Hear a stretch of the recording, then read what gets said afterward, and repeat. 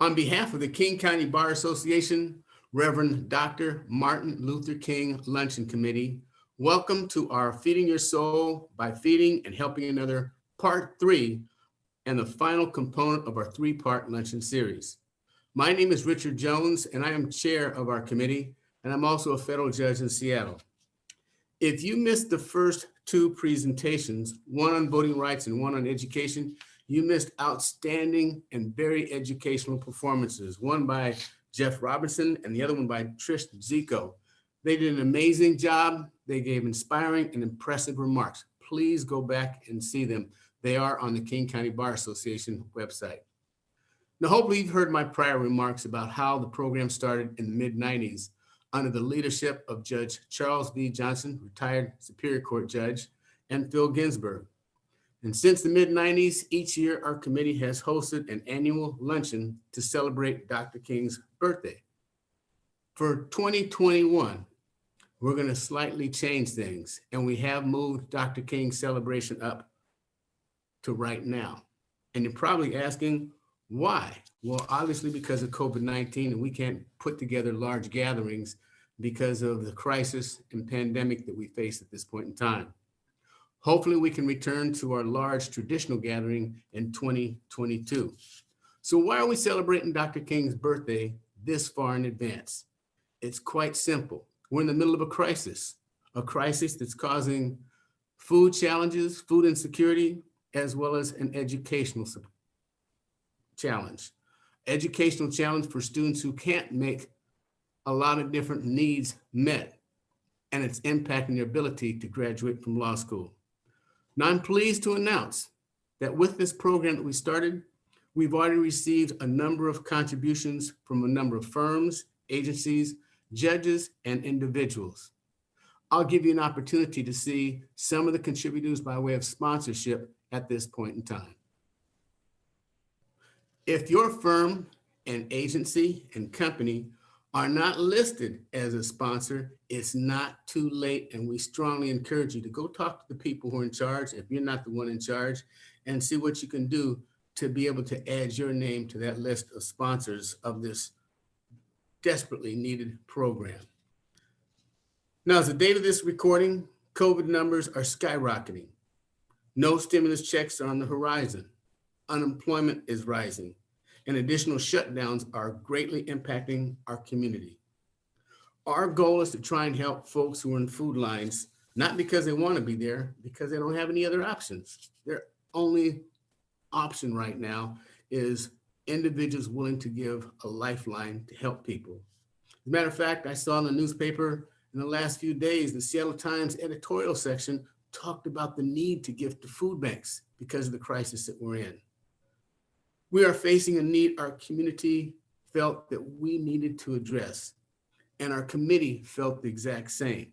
This is the right time, and we have a moral obligation to try and help others. Now, 1 week from today, you'll be enjoying Thanksgiving dinner. And as you prepared for that dinner, you had the opportunity to walk down the aisles of your favorite grocery store and pick and choose items without really paying attention to the price of those items, maybe for a sale, maybe for a quick deal. But the reality is you didn't really have a care about the cost or expense. You just bought it. Many people don't have the luxury and will not be able to walk into any grocery store around Thanksgiving or any time in the near future to try and feed their families. And we can't let that go. You just can't let that go like that. Today, you can help change that, or at least ease the pain by joining our effort to help feed our community. In a few minutes, you will hear from one of our committee members, Dan Shea, to emphasize the urgency of your giving and the impact of your giving. Let's talk about one other issue about why we're sponsoring Dr. King's fundraising at this time. King County Bar Association for years has been deeply committed to helping continue to provide scholarship assistance to minority law students in great need of financial assistance to complete their law school education. Bree Kame Inui, one of the former recipients of the King County Bar Association scholarship, will share with you the impact of the scholarship upon her life and journey to becoming a lawyer. Please hear Dan and Bree's pleas about the reason you should be considering what they're asking you to do. After their brief remarks, I welcome you to our final MLK presentation by Dr. Quintard Taylor. His remarks will focus on the impacts of housing discrimination in King County. Now, some of you believe that since we live in King County and we live in the environment that we live in, housing discrimination hasn't existed and never existed in our community. Well, Dr. Taylor will share with you some facts I'm confident that you did not learn in your years of education. Dr. Taylor is a recognized scholar and professor in the area of Black history. Please pay close attention and learn. His resume is in the special events section of the King County Bar Association website. I firmly believe that Dr. King would be proud of the efforts of the King County Bar Association, its board of trustees, and our committee for engaging in the work for which Dr. King gave his life. We will first hear from Dan.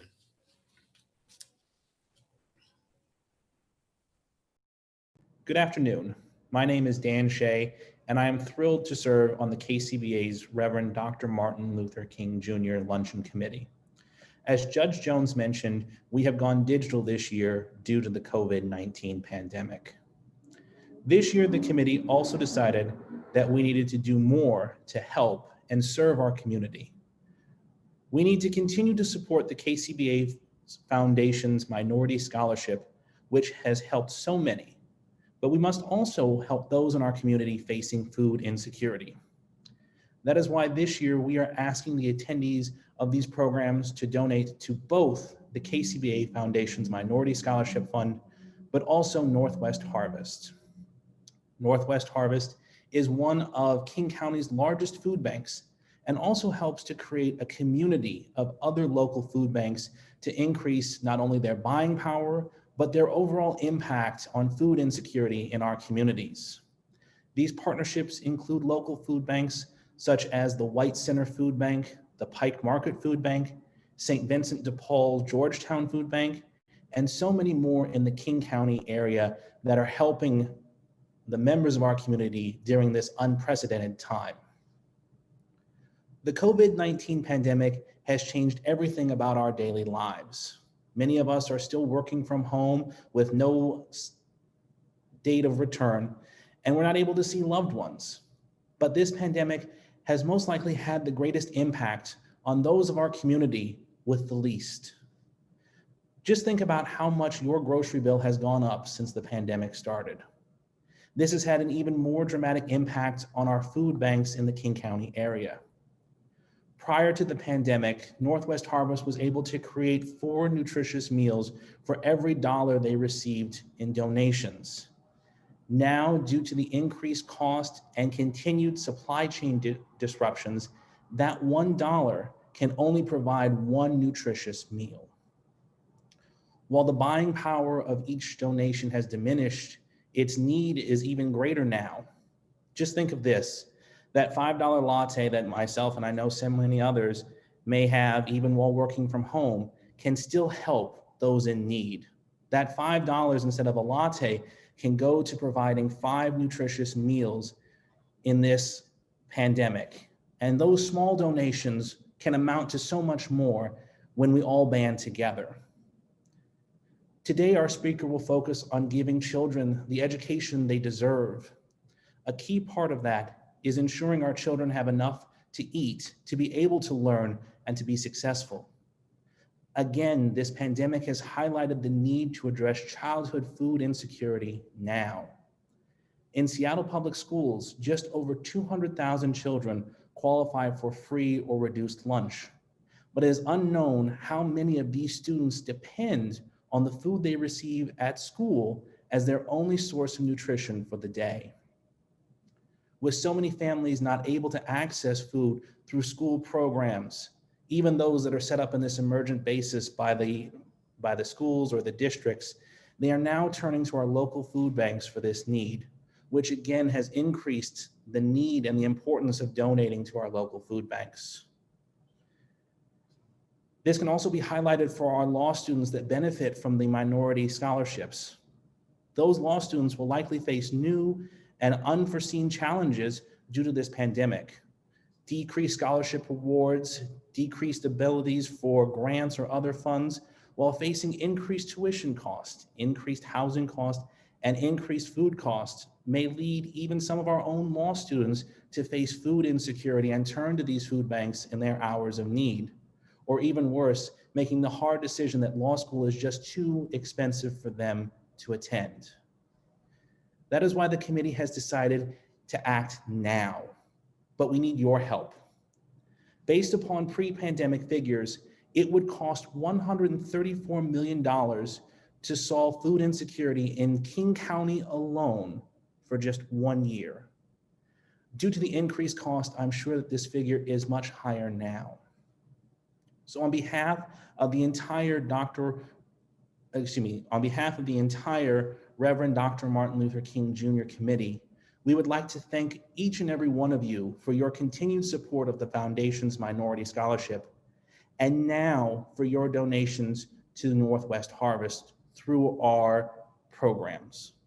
100% of the donation that you make to either the Foundation or Northwest Harvest will go directly to those beneficiaries, and collectively we can help to support our minority law students and those in our community who are facing food insecurity, maybe for the first time in their lives, or maybe an even greater need due to the pandemic.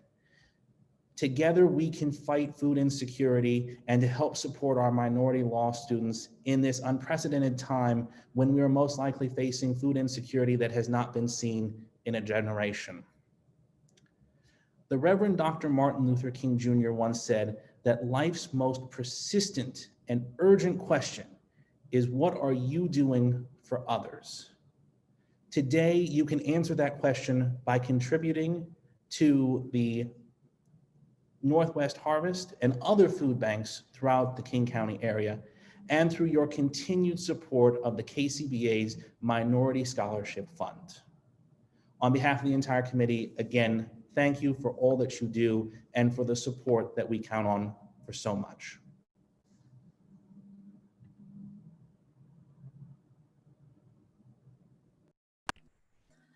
Good afternoon. My name is Bree Hailani Kame'inui. I am Native Hawaiian of the Kame'inui and Keomalu families of Hilo, Kamuela, Kalihi, and Waipio Valley. I am a 2003 graduate of the University of Washington School of Law and the grateful recipient of the King County Bar Foundation's Minority Law Student Scholarships over my 3 years as a student. I spoke at the KCBA MLK luncheon in 2013, expressing the effect of these scholarships had on shaping my career. Most of us can agree that race, culture, or ethnicity only tell part of the story, but one that perhaps has been front and center in 2020, one that highlights systemic and deeply ingrained institutional racism and bias. These elements may tell the part of the story that is equally the least and the most critical to stirring who we are as human beings, just as Dr. Martin Luther King Jr. insisted, and why Dr. King continues to inspire and compel us to action. Most important, yet most difficult, is the action. That is, engaging in acts of justice, compassion, and outrage that are consistent with Dr. King's principles and teachings. But to act, one must know what to act on, when, how much, and how often, and of course, when not to act. It is the thinking that leads to constructive action that is essential to Dr. King's legacy. Dr. King observed that the function of education is to teach one to think intensively and to think critically. Intelligence plus character. That is the goal of true education. The King County Bar Foundation Minority Scholarships, like all scholarships, provided me the financial support to attend a top-rate law school. But this doesn't capture their magnitude because they offered much, much more than finances. They granted me access, unimpeded access to a high-quality legal education, without which I might not be here today. But the scholarships were even more precise than that. There's a Hawaiian proverb, "E lave I ke a'o o malama, a'i oi mau I ka I na'o'au." He who takes his teachings and applies them increases his knowledge. Those scholarships offered me access to specific application, to summertime externships in legal services, to a Rule 9 program as a juvenile public defender, to the law school's unparalleled clinical programs in immigration law and tribal court criminal defense that forever changed my understanding and appreciation of access and justice. Access, after all, is at the heart of the Civil Rights Act of 1964, the clear outcome of Dr. King's actions. Access for all to the voting booth, to free speech, to the other freedoms that made explicit in our founding documents. Access is a critical first step, and this made a significant difference to me as a lawyer and as a member of my community. It provided me both intelligence and character. It gave me the occasion to apply my knowledge, and it laid the framework for what came next. Judicial clerkship with the Hawaii State Supreme Court, fellowship with the Washington State Bar Association Leadership Institute, president of the Northwest Indian Bar Association, and a board member of the KCBA. The challenge that remains for all of us is to help facilitate access for those following us and to work to ensure Dr. King's legacy is not forgotten, because we have yet to see his dream fully realized. Thank you.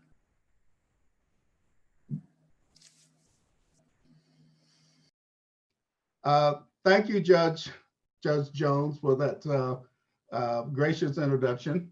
And thank you to the King County Bar Association for inviting me to your Martin Luther King luncheon lecture. This is a new experience for me, in that I don't know if I've done a video luncheon lecture before, so I'll be learning even as I present the slides. At any rate, as you can see from the title, The Long History of Housing Discrimination in King County, 1906 to 2020, what we want to talk about today is the way that housing discrimination has shaped the much larger experience of African Americans in Seattle. I'm not going to argue that housing discrimination is the only problem or the greatest problem that African Americans have faced in this region, but I will say that it is at the center of a nexus of problems, of a number of problems that have affected negatively Black life in Seattle and King County. So let's get started.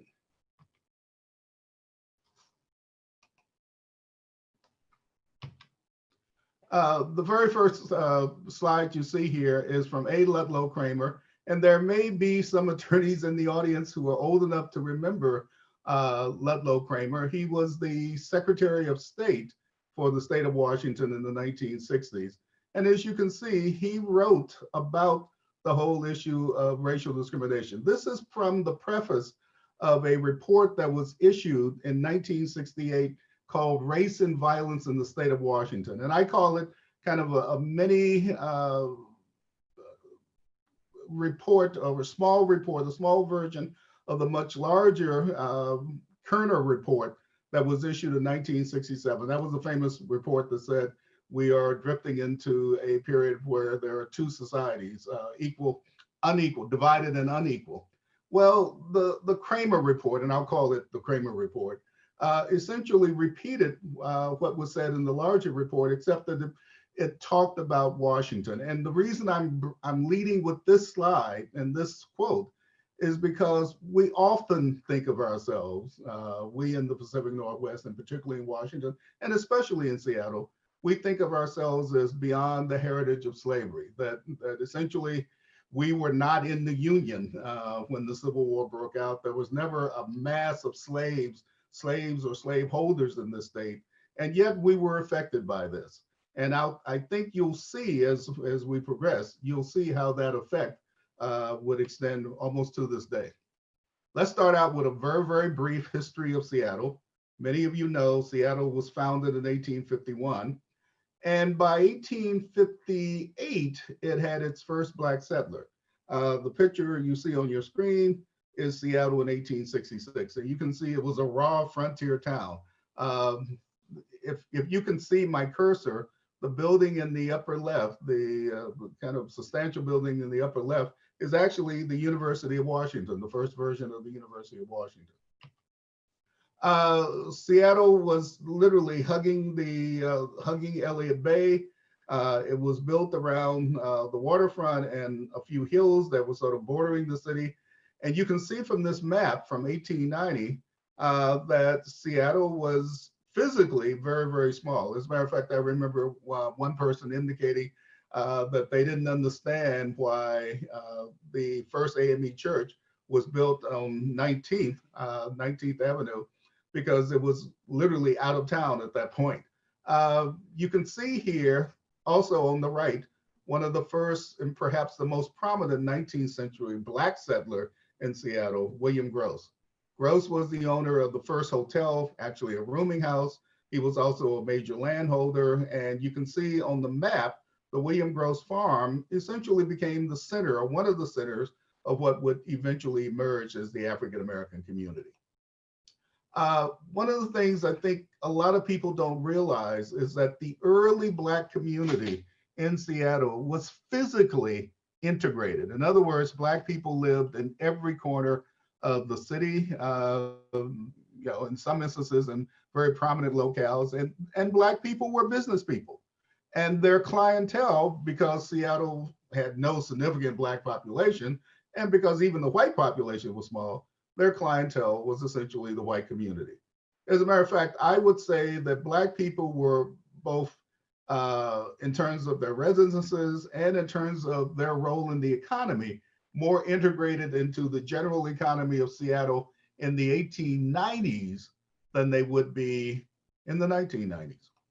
Seattle's African American population was small. Actually, it was minute. There were only a handful of Black people here in the 1870s. But one of the newcomers was George P. Riley, who came out from Boston, Massachusetts. George Riley was, among a number of things, a land developer. And he was the guy who first established a land development or a land project on Beacon Hill. As a matter of fact, he may have been responsible for giving the name Beacon Hill because of his Boston background. You can see on the right the map of Beacon Hill. This is a contemporary map of Beacon Hill. And I want to point you to the fact that those names like Walker and College and Hill Street and McClellan may actually have been given to Beacon Hill by George P. Riley. That's one of the perks of being a land developer. You can get the name, the streets in the area. So there was a Black presence early on in Seattle. And this population chart shows the growth of the Black population and the growth of the total population, at least up to 1920.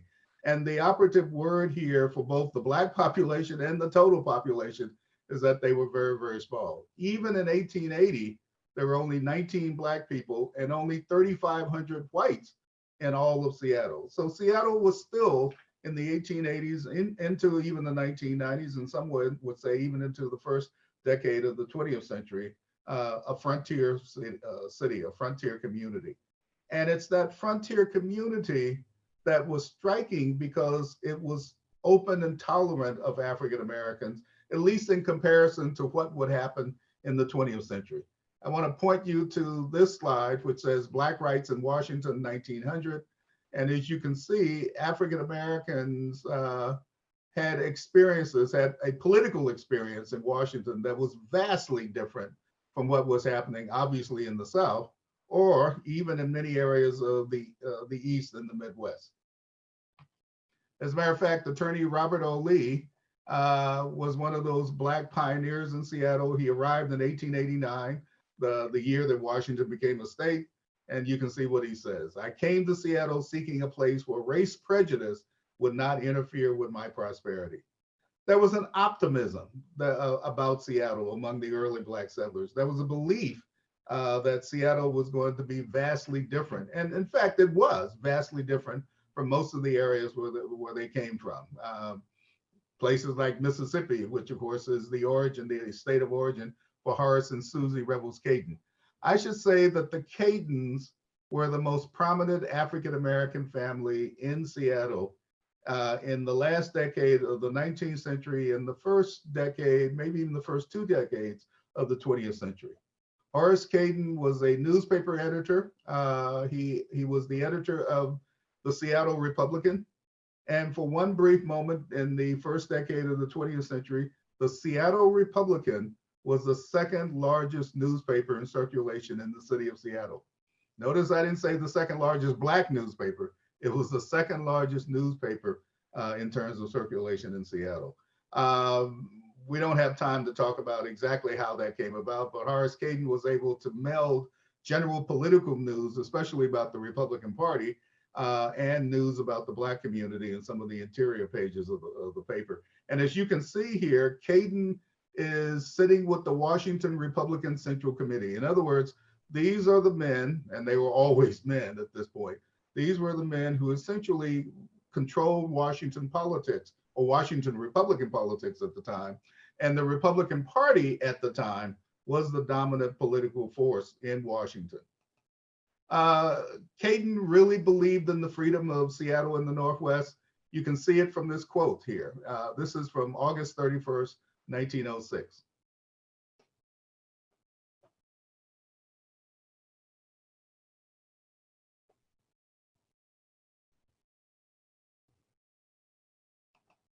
Even outsiders shared the optimism about Seattle and the Pacific Northwest.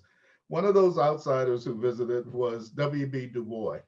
Du Bois was one of the great intellectuals, 20th century intellectuals. Notice again, I didn't say Black intellectuals, one of the greatest 20th century intellectuals, but he was also a sharp critic of racial prejudice, racial discrimination everywhere in the country. And he was surprised at what he experienced when he came to Seattle and the Pacific Northwest in 1913. And he wrote about it in The Crisis, which was the magazine for the NAACP, the newly established NAACP at that time.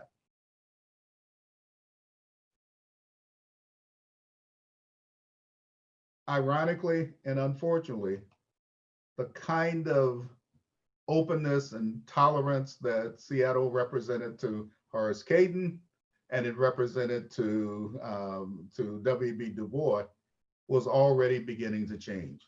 That is, certainly with the second decade of the 20th century, you could see the changes taking place. And this quote, in some ways, reflects that. Unemployment and underemployment dilemmas. And, Maddie Vineyard Harris was one of those early Black settlers, and she wrote about this in 1930, and you can see her words. It's essentially, Black people may have had so-called social rights, but it was very hard to get employment. It was extremely hard to get employment, particularly after the first decade of the 20th century. And you can see on the left the kinds of occupations that Black people were going to have at that particular time. For Black women, it was especially bad. It didn't matter what your education was. You were going to be employed as a maid at that particular time. Susie Revels Cayden, the daughter of the first Black US Senator and the wife of Horace Cayden, would eventually have to work as a maid because there was no other work available for her after the collapse of the Seattle Republican, at the Seattle Republican newspaper. This is one of the reasons. And this is a photograph that I think a lot of people would find it hard to imagine. This is a Ku Klux Klan rally in downtown Seattle in 1923. In the 1920s, it's estimated that 1 out of every 10 white persons, 1 out of every 10 whites in the state of Washington was a member of the Ku Klux Klan. In Oregon, of course, it was far worse. In Oregon, the Klan completely dominated politics. And of course, you know that they dominated politics in some of the southern and Midwestern states as well. But the Klan was a presence here, including in Seattle in the 1920s. And in some ways, it's sort of reflective of the changing conditions, the changing tide of race that was taking place in Seattle in the teens and the 1920s. And one example of this, indeed, this gets us into the heart of the lecture, is the rise of discrimination in housing. What do I mean by that? This is the Cayden House. The Cayden House was on Capitol Hill. As you can see, it was a substantial house because the Caydens were wealthy. The Caydens were wealthy at the time. But in 1906, and this is our earliest evidence of this, in 1906, there was a concerted effort by Cayden's white neighbors to get them removed from their Capitol Hill neighborhood. Eventually, that effort was successful. And I say that I call this the first example of a restrictive covenant. In other words, the first example of a concentrated effort to try to restrict housing choices for African Americans. Unfortunately, it wouldn't be the last. Indeed, segregation, there was a rise in housing segregation all over the country. Seattle wasn't unique to that. But certainly by the 1920s, it had reached Seattle and it was beginning to be felt. These are two statements from what I would call the national movement to segregate. One of those statements, the statement on the left, talks about the effort to try to create a segregationist ordinance, to successfully create a segregationist ordinance in Baltimore. And the one on the right, a little bit later, but nonetheless significant, it's the adoption of a rule, or I guess I would call it a policy that essentially blocks the introduction of people of any race and nationality, as I read the words, whose presence will be clearly detrimental to property values in that neighborhood. To put it another way, it's the rise of restrictive covenants and the use of those restrictive covenants to keep Blacks and other people of color out of certain neighborhoods. In other words, by the 1920s, certainly by the teens, and obviously by the 1920s, there's the march of segregation all over the country, including Seattle. This is what I call the genesis of the ghetto, the first segregation of Blacks in Seattle in 1920 and 1930. And I think you have to understand that these are very, very small communities. The Black population in 1920 and 1930 is less than 3,000. Nonetheless, there's going to be a concerted effort to move Black people or to keep Black people in certain neighborhoods in the city of Seattle. And I emphasize the numbers because in a lot of studies of racial segregation across the country, in places like Chicago or Detroit or New York, there's this idea that somehow or another racially restrictive covenants and racial segregation came as a result of the influx of African Americans. Well, there is no influx in Seattle, but racial segregation comes apace in Seattle, certainly, well, with Horace Gayton in 1906, and with the rest of the community by the 1920s. In other words, there's no area of the country that's free from this development at the time. Here's an example. And I don't have a date for this, but in some ways it's not necessary to have a date. Look at number 14, clause number 14, racial restrictions.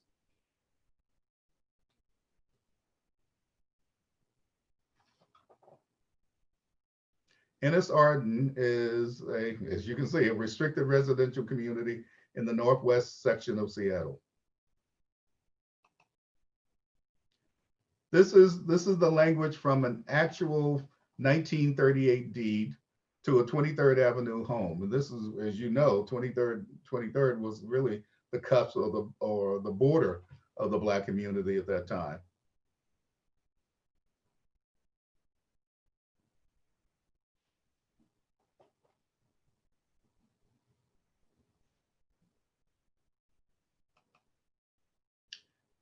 Here's restrictive covenants across Seattle, and I'll say across greater Seattle, because you can see that the restrictive covenants are placed not only in the city of Seattle, but they are also beginning to be placed in the suburbs long before, and I want to emphasize this, long before any Blacks attempt to reside in those areas. In fact, the handful of Blacks who are in places like Kirkland and Mercer Island and Bellevue are going to see increasing pressure to leave their homes, to leave their communities, and to move to the Central District. But you can see the range here from Greenwood all the way to White Center and beyond. Restrictive covenants are going to cover most, I would say 90% of Seattle and almost 100% of the suburbs at this point. Now, as bad as restrictive covenants are, unfortunately, they're going to be reinforced by the action of the federal government. And I say this sadly because I often talk in my classes about Franklin Roosevelt being the greatest president that we've had. Yes, even greater than Barack Obama, far greater than Barack Obama. And some of you know what I mean by this. You know that he instituted the New Deal, which saved the economy.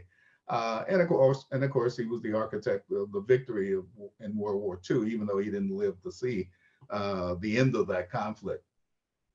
Unfortunately, though, Franklin Roosevelt made concessions to his Southern Democratic supporters and others, and those concessions resulted in the FHA essentially ratifying and intensifying segregation. I'm not going to take those who established restrictive covenants off the hook here, but I will say that their actions for the last 25 to 30 years were going to be dramatically reinforced now by the Federal Housing Authority or the federal government. And you can see from this quote that the government is going to, in effect, promote racially restrictive covenants. In fact, the FHA manual actually encourages restrictive covenants in white neighborhoods that don't have them. So the restrictive covenants that were generated on their own or by local individuals in the teens and 20s are going to spread to areas where people hadn't thought about them, where people hadn't really considered them necessary. This is FHA redlining. In other words, the FHA will say that we will back loans, we will support loans only in certain areas of the cities. And they create these maps, and we call them redlining maps, but they create these maps for every major community across the country. And you can see the map for Seattle, for Greater Seattle, and you can see what's going on. Obviously, this is Fort Lawton. This is a military facility, so there aren't going to be any loans. This is all industrial, or almost all industrial. So there aren't going to be any residential loans.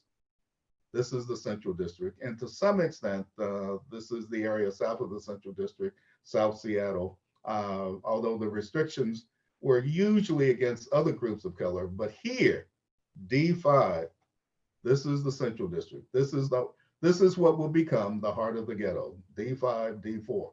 And what happens is that it's going to be extremely difficult for African-American homeowners who live here. They're already being forced to live here. It's going to be extremely difficult for them to get loans or to otherwise improve their property.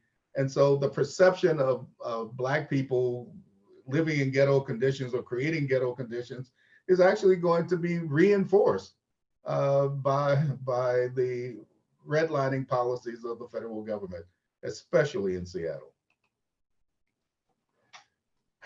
There's going to be racial segregation in public housing. Public housing begins in some ways with the FHA and with the attempt to try to provide for better housing for everyone in the late 1930s and into the early 1940s. Unfortunately, public housing across the country was also going to be racially segregated. It was mandated by the federal government that housing be racially segregated.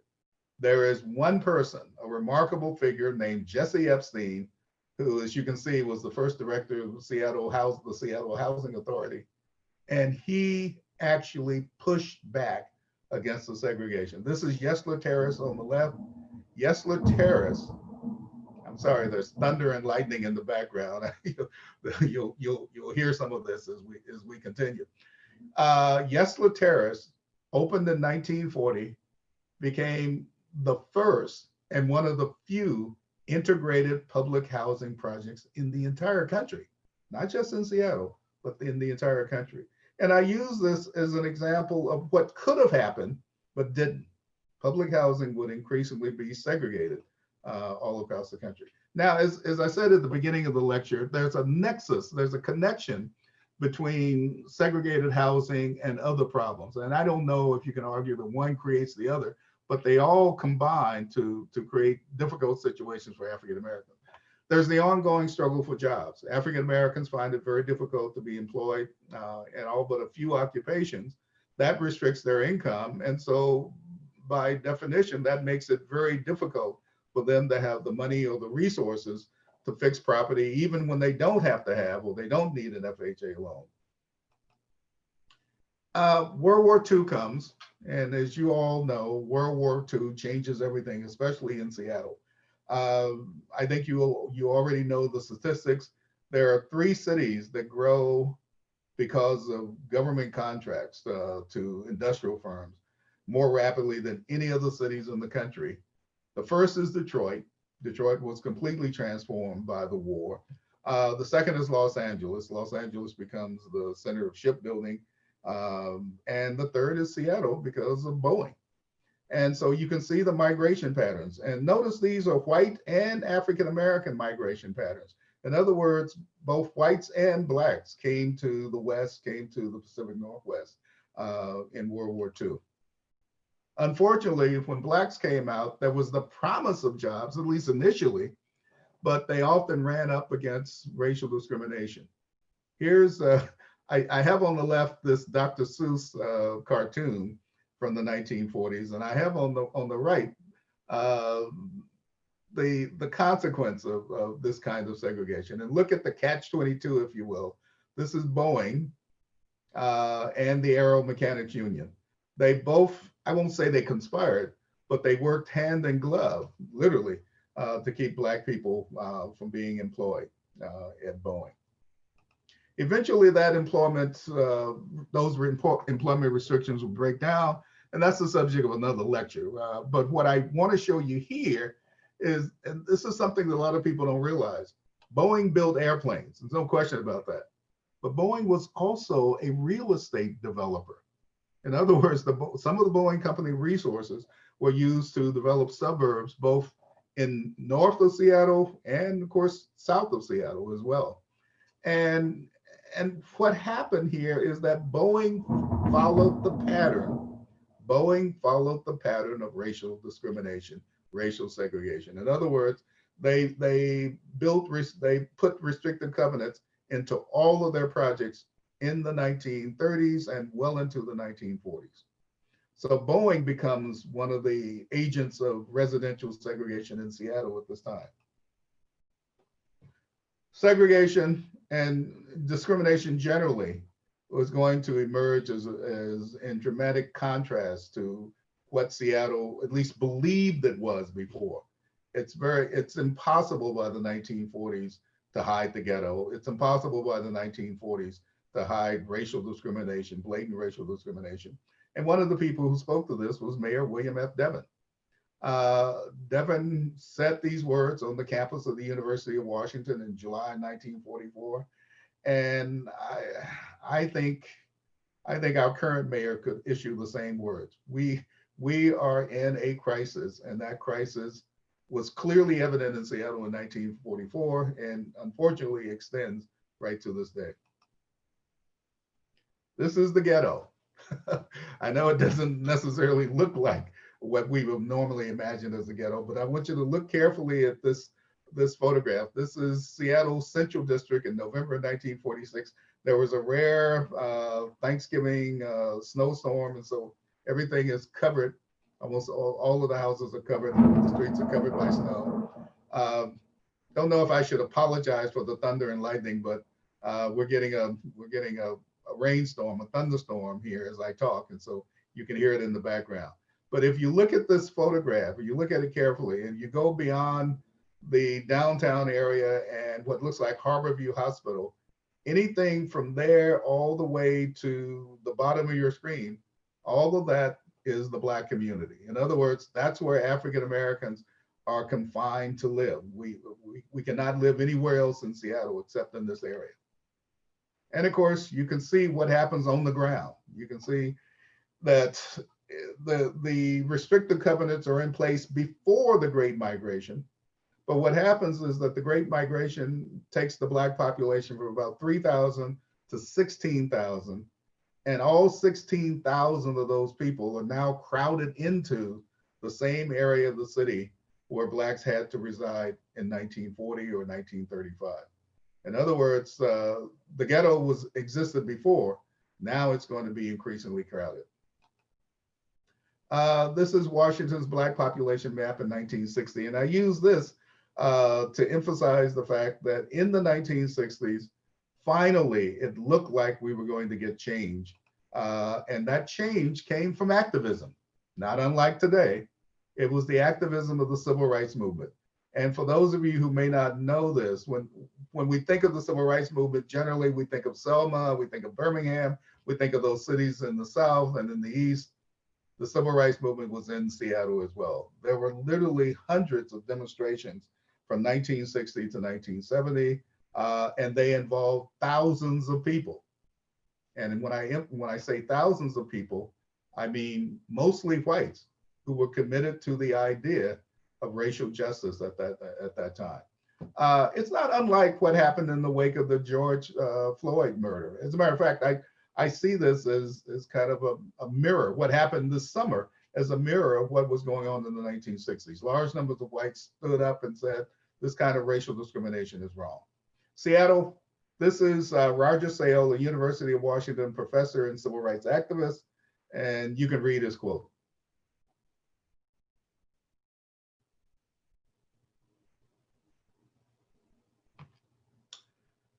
This is the consequence of the ghetto, of Black people being confined to the ghetto. On the left, you can see the map that shows the huge concentration, the intense concentration of Blacks in what we now call the Central District. And you can see the statement of Gerald Hatcher on the right.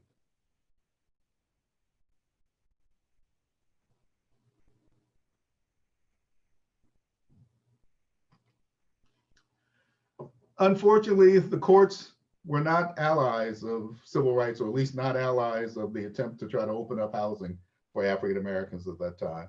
One of the more important decisions was O'Mara versus the Washington State Board Against Discrimination.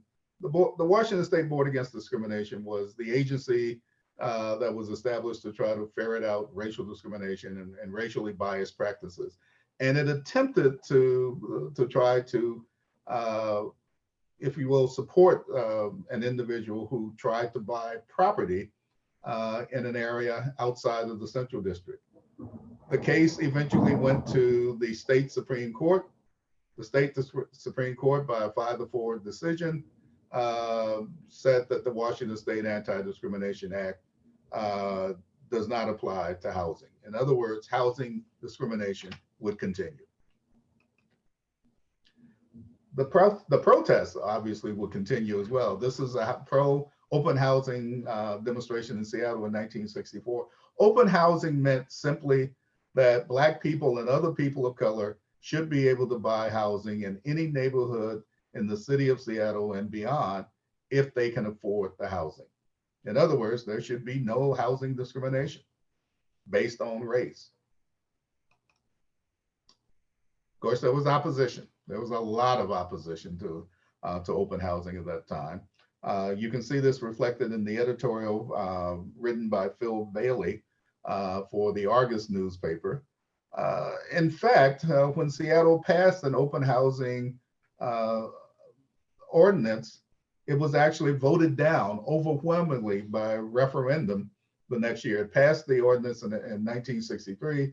The ordinance was voted down in 1964. So that gives you a sense of where Seattle was, even liberal Seattle. The irony is that, you know, Seattle would vote overwhelmingly for Lyndon Johnson and the Great Society, but it would also, I'm sorry, my phone is here too. All kinds of, I don't want to answer that, all kinds of distractions here. But what I was saying is that open housing would be anathema to a lot of white citizens of Seattle at that particular time. But there were some hopeful signs as well. And one of those hopeful signs is represented in this slide and in this statement to the left. I don't know who Felicia Schoenfield was or is. She could be alive. She could still be alive today. But she wrote to the Seattle Times. She wrote about it, and you can see the quote. She was one of a number of whites who were beginning to embrace the idea of integrated housing, who were beginning to say, we think that Blacks and whites can live, Blacks, whites, Asians, all people of color and whites can live side by side.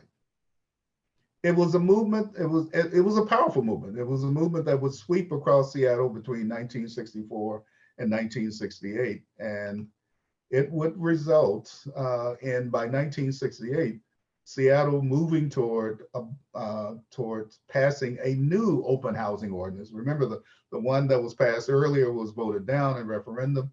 The Seattle City Council will pass a new open housing ordinance, but in some ways it was moot because the federal government would pass the 1968 Civil Rights Act, which called for open housing all over the country.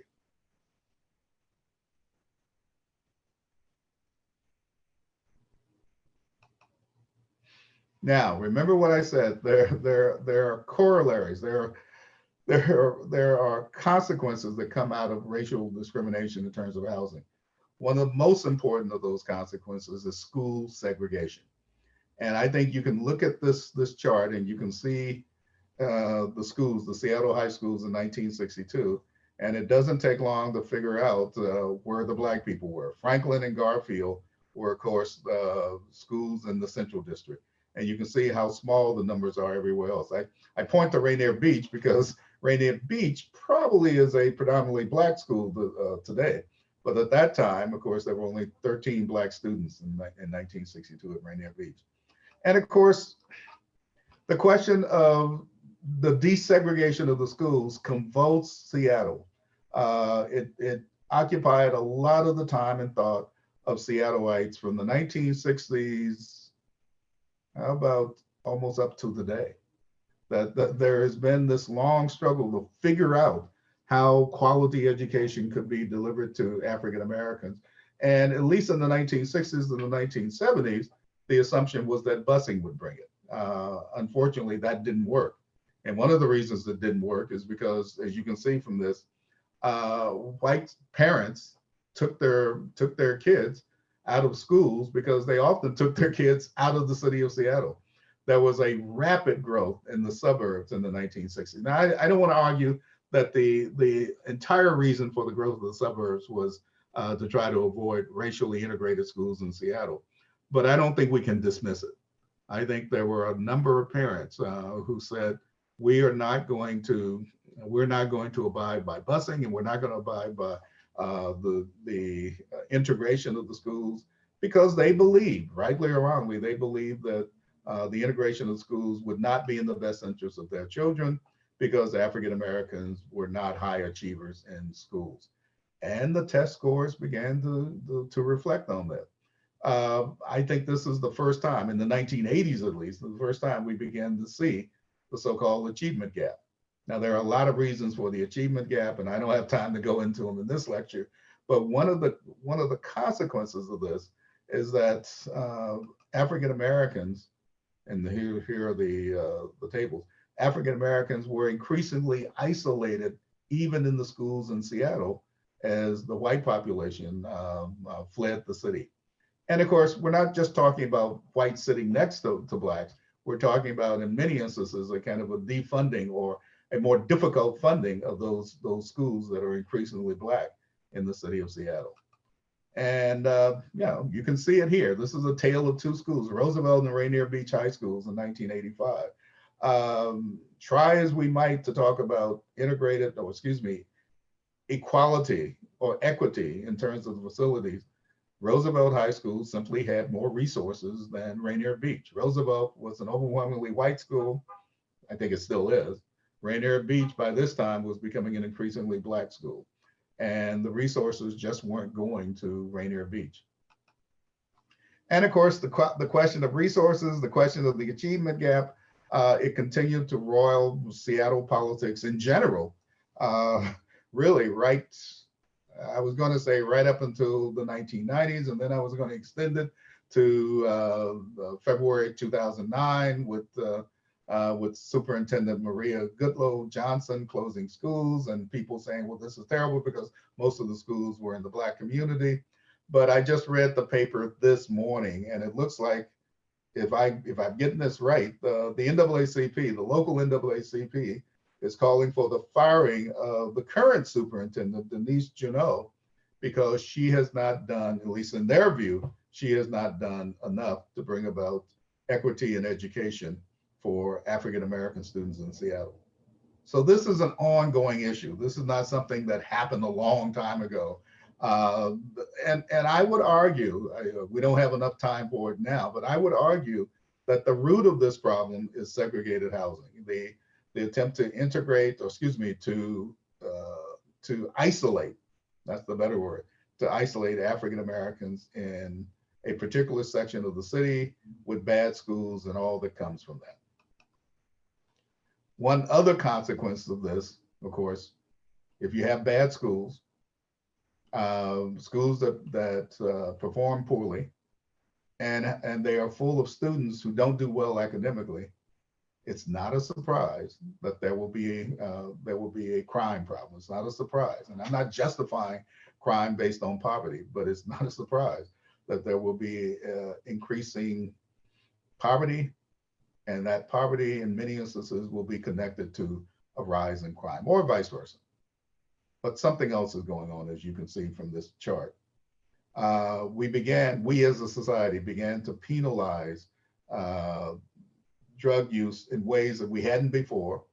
The war on drugs was launched in 1971, and you can see from the graph, you can see the increase in the number of people in federal and state prisons. Many of them, most of them in most of these federal and state prisons were African American. I want you to look at this statistic that I have up here. African Americans are 13% of the male population, but nearly 50% of those incarcerated by 2000. In Washington state, the percentages are 3 and 23%. Let me put that in context. The likelihood of a young Black man in Seattle or in Washington state going to jail, going to prison, given the population, is actually greater than the likelihood of a similar young Black man in Mississippi or Alabama or even Texas going to prison. So we like to think of ourselves as a very liberal state, but in terms of incarceration, and of course you know what that incarceration does to the families. In terms of incarceration, there are some significant problems that African Americans are disproportionately affected. And we see that not only in terms of the men who go to prison, but the broken families, and then the broken lives that take place when these people leave prison, if they're lucky enough to leave prison. Seattle area residential patterns, 1960 to 2000. What we see here, one could, at one level, say is significant progress. And I don't deny that. The ghetto, the old ghetto, begins to spread out. Now, it's still there. If you look at downtown Seattle, you still see somewhat of a concentration in 2000, but it's less than it was before. And you see Black folks living in the northern part of King County, the southern part of King County, all the way down the Federal Way. Black people living in Bellevue and Mercer Island and Sammamish. And so there's progress in the sense that African Americans have access to those places. But there's also kind of an irony here in the sense that in places like Renton, it's not so much that Blacks are going to suburbs as much as they are being pushed out of the central city. And that push out of the central city is called gentrification. But we'll come back to that in a minute. But you can see the growth of Black suburbia. In fact, by 2003, there's a statistic that very few people paid attention to at the time. By 2003, there were more African Americans who lived outside of the city of Seattle in the suburbs than lived in the central city itself. Now, of course, we could argue that that's tremendous progress, but there are some caveats that I'm going to talk about in a minute. Tukwila and Renton, you can see the increasing diversity, quote unquote, of these communities as African Americans, and particularly Africans, people who were born in Africa, come to our community and begin to spread throughout the region. Here's what I want to get to, though. This is this in some ways the central core of this presentation. Even as those Black people spread out, often there's still the challenge of home ownership. And as you can see from this graph, owning a home is believed by most people, and I think it's true, believed by most people as one of the best long-term investments that one can make. And for African Americans, that's especially true. For African Americans are much more likely to try to build their wealth and through home ownership than through 401ks or mutual funds or sort of buying gold or investing in the stock market. Here's the rub, here's the problem. You can see home ownership by race 2010. You can see the numbers, the percentages for Asian Americans. You can see for white Americans, 74%, almost 75% in 2010. And this is after the economic downturn, the recession that began in 2009. But look at the figures for Blacks and Latinos, much, much lower. And I would argue that even when Blacks do own their homes, the homes are often worth far less than a comparable white-owned home in another part of town. In other words, this is a consequence of redlining. It's a consequence of restricted covenants. It's a consequence of the connection of race and residence, which has a very, very, very long history in the US, and which, despite laws to prevent discrimination, still has an effect on people's mind, people's psyche in terms of who they want to live near. And I'll show you this with a couple of more slides. The Black-white wealth gap. We're increasingly talking about this. And we're talking about it now. We're talking about the wealth gap now. But let me show you that this is something that's been emerging for a while. And home ownership, I think, is in some ways the key to understanding this. Look at the figures for 1990. Whites had $47,000 on average, as opposed to Blacks with $4,000. And the Black percentage of white wealth was 10.3. Look at the figures for 2009. And I would dare say that those figures are even worse today in terms of the gap between white and Black wealth ownership. Now, what does this mean? Does this mean that somehow or another Blacks became poor and whites gained wealth through Microsoft stock? Some did. Some Blacks gained wealth through Microsoft stock. What it really reflects is the fact that those who owned their homes saw this enormous appreciation in housing value over the last 50 to 60 years.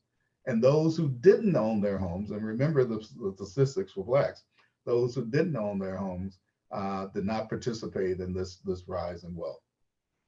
That's not the only reason for the wealth gap. There are other factors as well, but I think it's a critical reason. In other words, the legacy of housing discrimination affects us even today in terms of the huge gap in wealth between Blacks and whites. This is what I wanted to get to earlier. Even when there seems to be progress, gentrification, there are enormous consequences. I think everybody understands what gentrification is. And for some African Americans who lived for a long time in homes that they owned in the Central District, and then they sold them for a huge profit, that's great. But most African Americans did not own their own homes, as you saw from the earlier chart. And in many instances, they were pushed out. They were pushed out of Seattle, or certainly pushed out of the Central District because of gentrification. These maps show the consequence. They show the rise in the percentage of whites in the Central District. As a matter of fact, whites are the overwhelming majority in the Central District for the first time since the 1940s, since before World War II. Who would have imagined that? Very few people would have imagined that in 1970. But the situation has dramatically changed in terms of the composition of the Central District.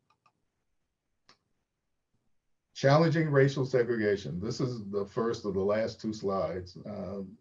You can see the Seattle Times newspaper headline, and this is November 5th, 2017. This is not that long ago. There are city planners and there are others who are still trying to figure out a way to try to create an integrated Seattle, a racially integrated Seattle. Now, I'm not gonna say that Seattle is racist, quote unquote, and has whole sections of segregated housing. That's not true. But certainly there is the residual effect. Certainly there is the consequence of decades of segregationist policy that still has an impact on where people live, where people desire to live, and most importantly, who people want their neighbors to be. That's probably grammatically incorrect, but I hope you get the meaning. In other words, who do they want to live beside? Who do they want to live beside them? And that legacy goes back at least, well, almost 100 years now. And it's still felt in community after community in Seattle. Let me leave you with the last slide. And notice the date here. This is September 7th. This was Labor Day of this year, September 7th, 2020. And essentially, there was a newspaper article that talked about how even today, there are Blacks who are steered into certain areas, or whites who are steered into certain areas by realtors using words that sometimes they themselves don't even realize have racial overtones. But the consequence of this is a continuation of residential segregation. That's the point. That's the point. Even when we have laws that prevent this, or theoretically are supposed to prevent this, we still have that legacy. And it's up to us. And when I say us, I mean me, but I also mean all of the people who are listening to this presentation, to try to figure out a way that we can get beyond this. We haven't gotten beyond it yet. We're a lot better than we were before, but there's still a problem. And that problem has a direct impact, a direct bearing on the kinds of lives that young African Americans, people who were born today, tomorrow, and next week, will have in America. And so that's why housing is important. That's why housing, the legacy of housing segregation is important. And that's why the legal profession, particularly the legal profession in Seattle, has to be aware of the changes that need to be made. Thank you very much.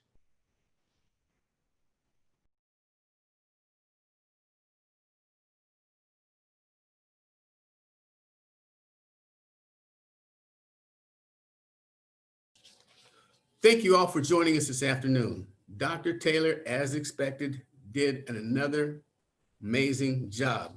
And thank you for helping feed the minds of our guests. Hopefully they will be moved to help feed others. So after you leave this presentation, please go to the King County Bar Association website. And when you see those red arrows with opportunities to give, do exactly what they ask you to do. And that means that you'd be fulfilling Dr. King's commitment to our communities at large. And that's feeding those in need of food and education. On behalf of our committee, it's been a pleasure to share these experiences with you over the last 3 presentations. Thank you, and have a great Thanksgiving. We will be in recess.